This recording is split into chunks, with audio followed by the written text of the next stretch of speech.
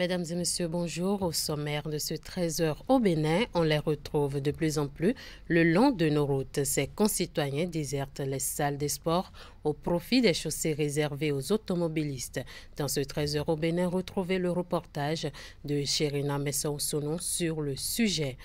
Nous allons également dans cette édition nous intéresser aux cours de renforcement qui constituent un moyen de mise à niveau pour les futurs candidats aux divers examens scolaires. Et puis, fin de la 3e édition du championnat pluridisciplinaire démarré le 19 juin dernier. Ce championnat a connu son épilogue mercredi 19 juillet 2023 sur les aires de jeu de l'université d'Abomey-Calavi. À nouveau, bonjour. Nous sommes à la mi-juillet, moins de 2 mois avant l'année scolaire 2023-2024, ce qui devrait normalement être un temps de repos pour les élèves. Mais depuis plusieurs jours, les futurs candidats ont renoué avec le chemin des classes. Ceci pour acquérir de nouvelles connaissances à travers les cours de renforcement. À quoi servent ces cours de renforcement? Éléments de réponse dans cet élément de Candide Rouentor et Henri Ganti. À l'image de cette salle de classe, les établissements privés comme publics devraient être vides en ce moment. Mais depuis plus d'une semaine, les cours de renforcement ont démarré dans bon nombre d'écoles privées. C'est le cas par exemple au complexe scolaire Jean Piaget 2 et au complexe scolaire Sainte-Félicité dans la commune d'Abomey-Calavi. Je suis venu acquérir de nouvelles connaissances pour mieux préparer la rentrée. Les cours de renforcement, je suis venu apprendre plusieurs matières à réussir mon PPC. Spécialement dispensée aux futurs candidats aux différents examens du secondaire, cette initiative permet notamment à ces derniers de maîtriser la notion du premier trimestre de l'année à venir. Les cours de renforcement permettent aux enfants de quitter la maison, de renouer avec l'école un peu plus tôt que le calendrier officiel et d'apprendre de nouvelles choses qu'ils sont appelés à voir ou qu'ils sont censés avoir pendant l'année suivante. Les enfants ont surtout des difficultés au niveau des exercices de type partie de résolution de problèmes. Ils n'arrivent pas à collecter correctement les documents.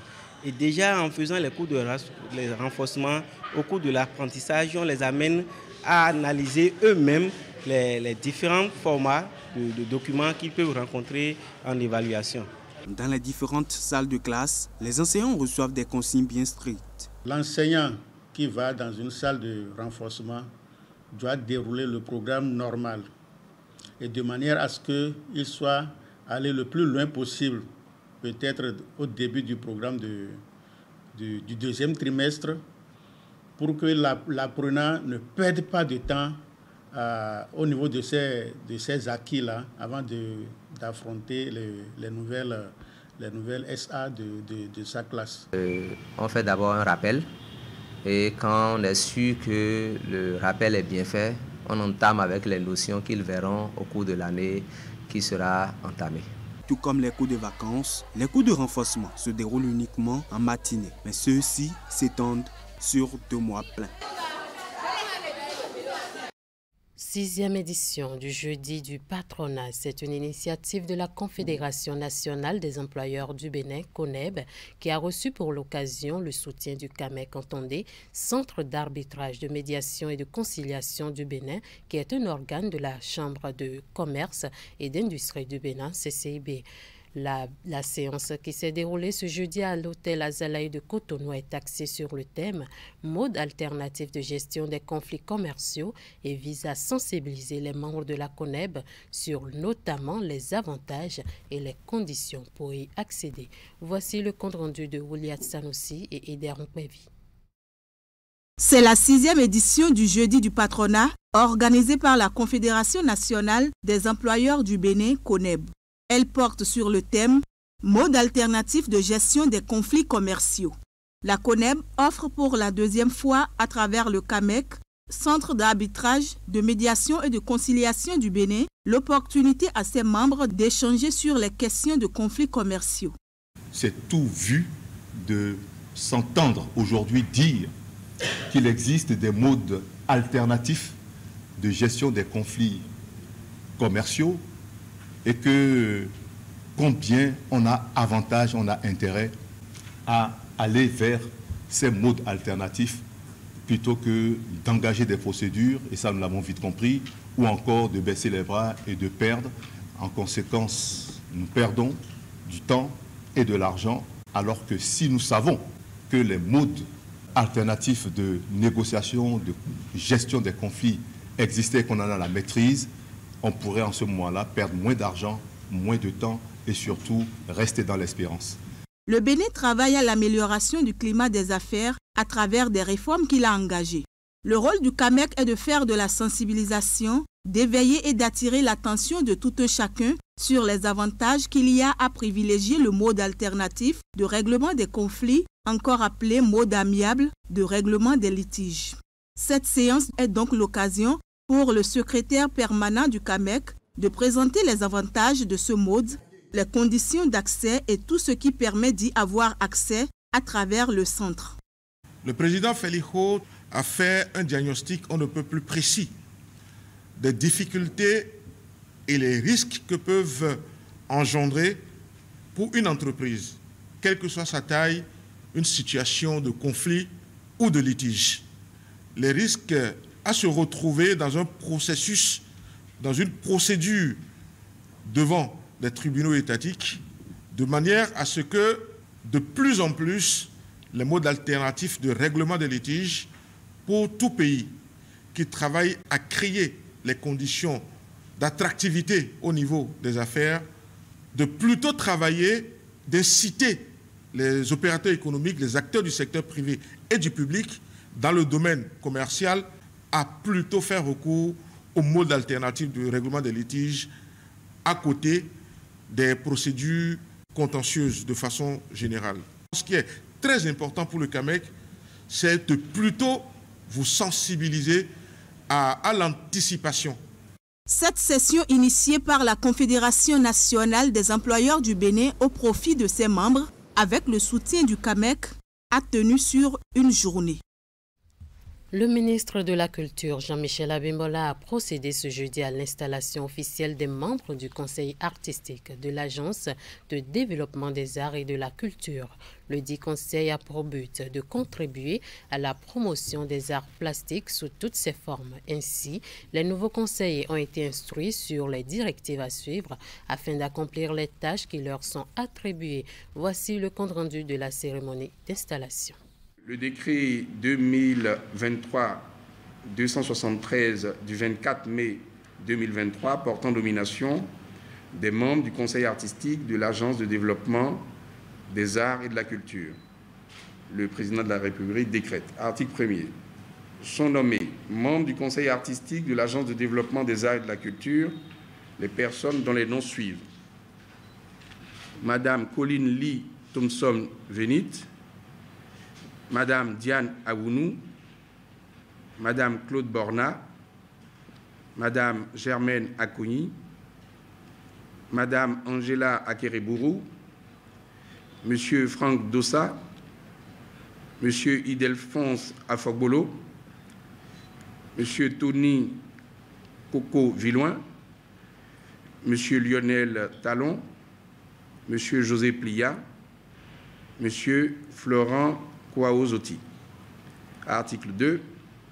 Monsieur Florent Kouaozoti est nommé président du conseil artistique de l'Agence de développement des arts et de la culture. Article 3. La durée du mandat des membres du conseil artistique est de 3 ans renouvelable pour compter de la date de leur installation.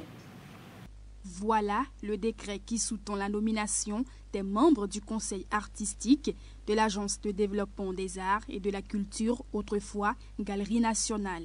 La mise en place de ce conseil vise des objectifs précis dans les domaines des arts visuels, vivants et de la littérature. L'Agence de développement des arts et de la culture a pour mission de promouvoir l'économie artistique dans les disciplines des arts visuels, du cinéma, des arts de la scène, du livre et de la lecture. À ce titre, elle est chargée de, en matière de soutien et d'appui technique et financier aux artistes, accompagner l'opérationnalisation de la politique de l'État en matière d'industrie culturelle et créative, accompagner la programmation culturelle et artistique et sa promotion par toutes voies utiles. Pour les nouveaux conseillers, la tâche qui leur est confiée témoignent d'une responsabilité et d'une confiance qu'ils se doivent d'honorer. Président du conseil d'administration et monsieur le directeur général, combien nous sommes fiers d'être ici aujourd'hui, car c'est avec beaucoup de solennité que nous avons accueilli notre nomination à la DAC. Cette nomination est essentiellement motivée par les différents défis qui nous attendent dans l'accomplissement du travail qui nous est dévolu. On dit souvent que la fierté implique la responsabilité. Et cette responsabilité, nous la devons à plusieurs strates institutionnelles. D'abord, ceux qui nous ont fait confiance. Le chef de l'État, le gouvernement et le ministre du Tourisme, de la Culture et des Arts. Platon, le grand philosophe, avait inscrit sur le fronton de son académie « Nul n'entre ici s'il n'est géomètre ». Je dirais le paraphrasant que nul n'entre ici dans le conseil artistique s'il n'est artiste ou acteur culturel. Cela prouve le degré de responsabilité que nous avons envers nous-mêmes et envers les autres. Les nouveaux conseillers ont donc un mandat de 3 ans renouvelable pour dynamiser le secteur des arts et de la culture au Bénin. Je l'annonçais en titre, la pratique du sport est de plus en plus courante dans le quotidien des Béninois. On observe désormais assez de sportifs dans les salles de sport, au centre sportif, mais surtout le long des routes. Sur ce dernier trait pose des risques quant à la sécurité routière, surtout lorsque ces sportifs empruntent la chaussée aux automobilistes, réservée aux automobilistes et motocyclistes. Chérina Messa-Osono pour le reportage. Ils sont facilement remarquables le long des routes, surtout en week-end. Eux, ce sont les sportifs, des personnes qui pratiquent le sport pour leur santé, soit individuellement, soit en groupe. Mais en milieu urbain, se prêter à ces exercices sportifs se révèle être dangereux, tant pour les sportifs que pour les usagers de la route. 5 ans qu'on venait là, la voie n'était pas aussi trop praticable avec les engins à 2 roues. Donc on avait la possibilité de travailler comme on veut, même sur la voie. Mais depuis un certain temps, je peux dire 1 an comme ça, que les travaux ont démarré là. Souvent on a du mal à faire certaines choses. Donc on est obligé, vous voyez non, on est obligé de revenir sur le sable pour faire les exercices, de peur d'être cogné par des motos ou des véhicules. C'est vrai que c'est un peu dangereux parce que avec la cohabitation avec les engins, les motos et puis les voitures, ce n'est pas trop. Donc on essaie quand même de sensibiliser un peu. Et les voitures et les motos, quand on voit au moins, on essaie de quadriller la marche quand on veut faire la marche. Sur certaines routes, une piste pour piétons est aussi prévue afin de réduire les risques d'accidents. Bien que les sportifs en fassent usage, l'étroitesse de la voie les expose à d'énormes difficultés. Effectivement, nous avons un problème d'infrastructure. Avant cette route des pêches, on avait l'habitude de nous débrouiller dans le sable, vaille que vaille. Aujourd'hui, nous avons déjà ceci-là comme piste que nous utilisons pour effectuer nos marches et également nos exercices physiques. Nous avons également cette extension le long de la plage là et nous espérons que ce projet-là qui consiste à élargir cette piste piétonne jusqu'à un certain niveau, que ce projet-là puisse se réaliser. Pour les usagers des routes, la cohabitation routière n'est pas une tâche facile. Ils sont obligés de redoubler de vigilance et d'attention pour éviter le pire. Sinon, un accident est vite arrivé. Est-ce bien que les piétons empruntent la chaussée réservée aux automobilistes? Ils courent de graves dangers. Je conseille vraiment que les piétons, surtout les sportifs, respectent la place qui leur est réservée. Oui, l'activité physique est importante pour maintenir une bonne santé. Mais pratiquer cette activité dans un endroit non approprié, tel que les routes, met en danger les sportifs et les usagers de la route. La mise à disposition de centres sportifs accessibles à tous et de couloirs sportifs se présente alors comme une meilleure alternative. Nous parlons toujours sport. Dans cette édition, la 3e édition du championnat pluridisciplinaire s'est achevée. Cette compétition organisée par le COUS-AC a regroupé 14 centres universitaires dans les disciplines que sont le football, le basketball, le handball et le Scrabble. Ce championnat pluridisciplinaire qui a démarré le 19 juin dernier a connu son épilogue ce mercredi 19 juillet 2023 sur les aires de jeu de l'université d'Abomey-Calavi. À l'issue des différentes finales disputées, une cérémonie de remise de trophées a permis de distinguer les vainqueurs de chaque discipline sportive. Le Robelou revient ici sur les temps forts. Du spectacle était au rendez-vous sur les différents terrains de jeu de l'université d'Abomey-Calavi. Tout d'abord, avec la finale du tournoi masculin de basket mettant aux prises l'école polytechnique d'Abomey-Calavi à l'Institut de recherche en informatique. Mais avant, moment symbolique avant le coup d'envoi de cette finale avec le directeur du COUS-AC et sa délégation.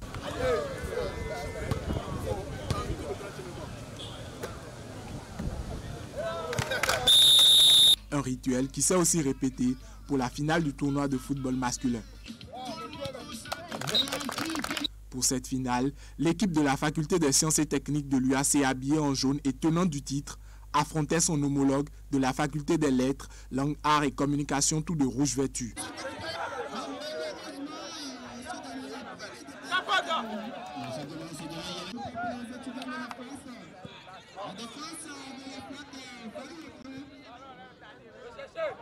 Dans une rencontre très engagée avec des occasions de part et d'autre, c'est l'équipe de la faculté des lettres, langue, arts et communication qui réussit à trouver le chemin des filets grâce à Barthélemy Dandy suite à une bourde de la défense adverse.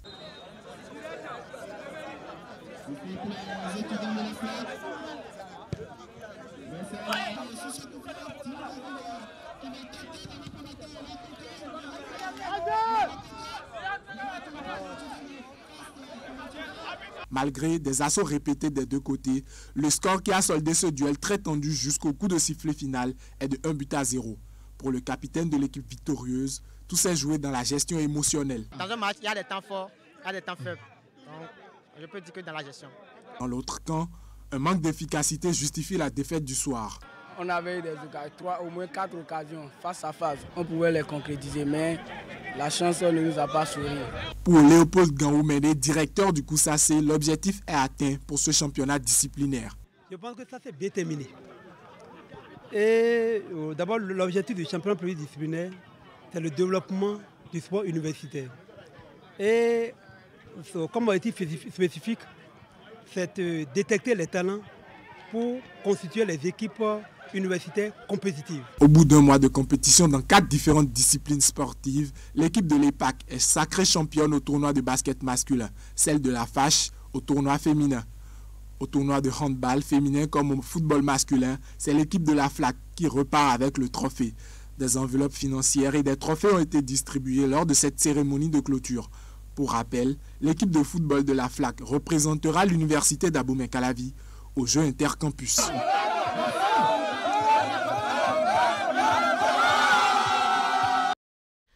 Bientôt une nouvelle chaîne dans le paysage médiatique béninois, sa dénomination A+ Bénin. C'est le fruit du partenariat entre le groupe Canal+ et l'État béninois.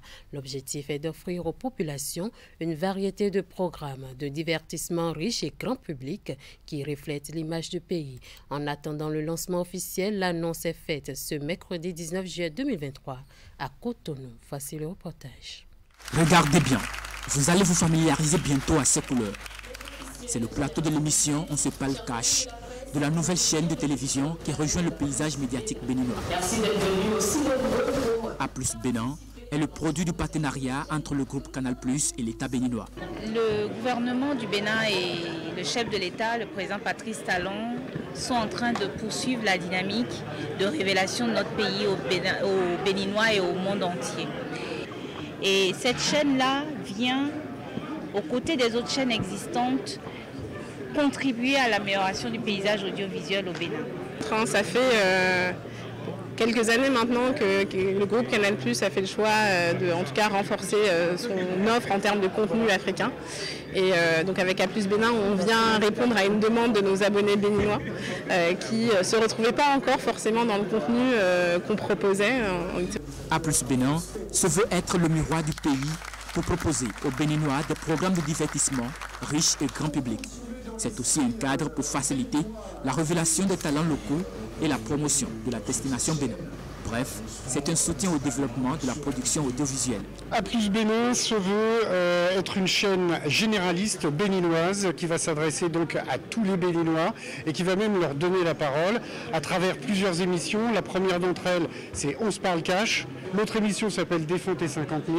Et puis la troisième émission, notre troisième pilier, c'est Mon beau Bénin, qui vous permettra de partir à la découverte ou à la redécouverte de votre très beau pays qu'est le Bénin. Mieux, il est également prévu la diffusion des matchs des équipes nationales et du championnat. On aura nous aussi nos après-midi, nos soirées sport, avec des émissions de débriefing, avec des directs, avec parfois des multiplexes qui vont être faits selon l'engouement chaque journée. Et donc voilà, c'est vraiment un bel outil. Pour le préambule, les ministres du gouvernement et les responsables du groupe Canal+ se sont essayés avec les différents animateurs. C'est la bonne réponse. A+ Bénin est disponible sur la chaîne 271 de Bouquet Canal+. Ces programmes démarrent le 24 juin prochain à 14h. Fin de ce 13h au Bénin. Merci de nous avoir suivis. Retrouvez à 19h30 la grande édition du soir.